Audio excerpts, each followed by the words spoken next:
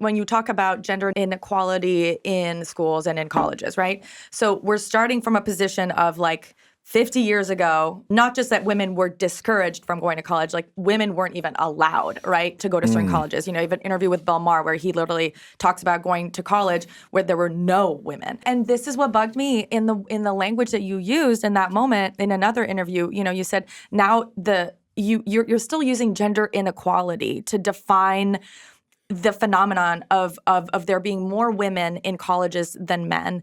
And I don't think that that's to me, using gender inequality in that context is like if there were more Black women who are getting degrees than white women. Would that be racial inequality? No. Is what I'm saying making sense? Like, we wouldn't call that racial inequality if people of color were, you know, doing better in school than white people. We would still talk about it, like there's something going on. But I think using the term gender inequality in that context, when it's not that there's laws trying to get men out of schools or an entire society that's, you know, devoted to trying to, you know, push them out. And so is there another language that we should be using that acknowledges that this isn't like a structural, you know, discrimination that's happening? Yeah, well, you're getting into the why of the gap. So the data are pretty clear. So just to put the data point on the table, in 1972, when Title IX was passed, men were about 13 percentage points more likely to get a college degree than women. Now women are about 15 percentage points more likely than men to get a college degree, right? So I'll use the language for now in the way that you've just criticized and then defend it. So there's a bigger gender inequality in higher education in the US today than there was in 1972. It's just the other way around. Now, I think that I'm just using gender inequality in a neutral sense there to describe any gap that can be seen between the two genders. So you could get it in life expectancy, for example. But here's another example, the gender pay gap. Do we still want to measure the gender pay gap? And I think the gender pay gap is neutral. I don't think that the fact of the gender pay gap is in dispute. In fact, it's not in dispute, it's a fact. The question is, like, why is it happening? And the real argument is it because of gender discrimination and patriarchy, or is it because of something else, occupational choice, child rearing, whatever? But I don't think the fact of describing a gender inequality in wages is anything other than a fact. And I would say the same about a gender inequality in education. And just because it goes the other way doesn't make it less true, right? Well, but would you call it racial inequality if we were talking about race? Would you choose that terminology? Because I think there is a difference between gender gap and gender inequality, right? Like that gender inequality, and again, this is to me, but that connotes sexism, right? That connotes a societal discrimination. And yeah, women being barred from going to college in 1972 is different from men being, you know, having difficulties, though they're admitted in colleges. And again, I'm saying it's good that we're acknowledging that issue, but to use the same term to describe women not being allowed to go to college and men not doing as well in college, to me is a false equivalency, and it kind of obfuscates the way that for women this was, this was the state doing this. This was the government doing this and preventing them from being. Can I just add something? And Chris, I know you know what, you have some thoughts. I know for sure.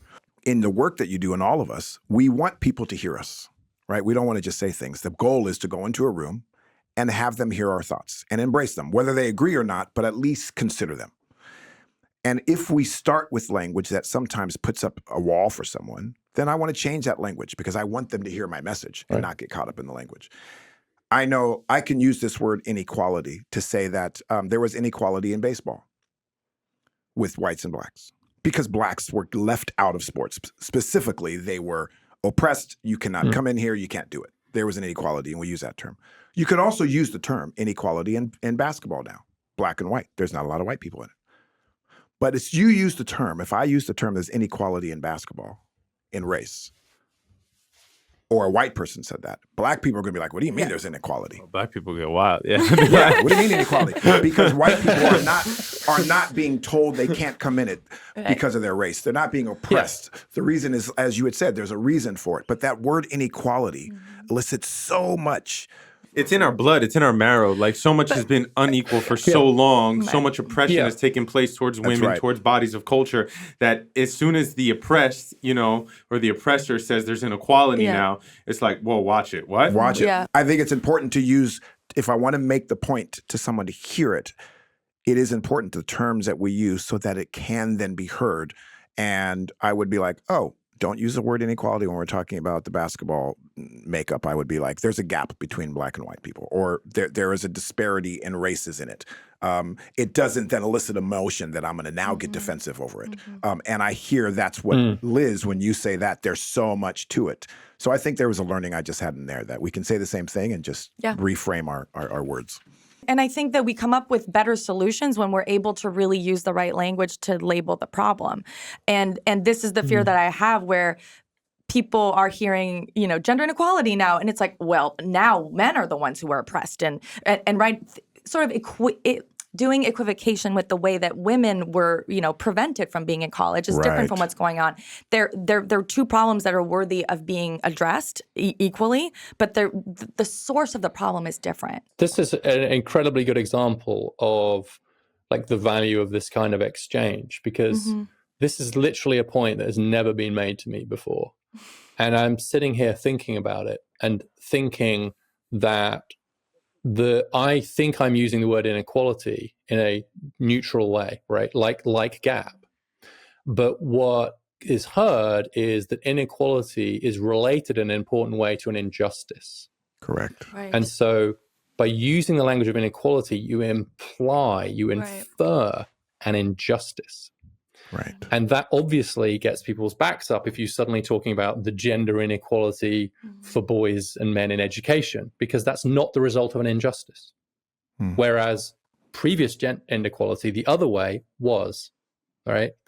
And so I'm just I need to sit with this for a little bit longer, but it's incredibly useful for me just to have heard that, Liz, and to know that word inequality is being received differently to the way that I mean it. And that might help me to improve my communication. So I'm really grateful for that.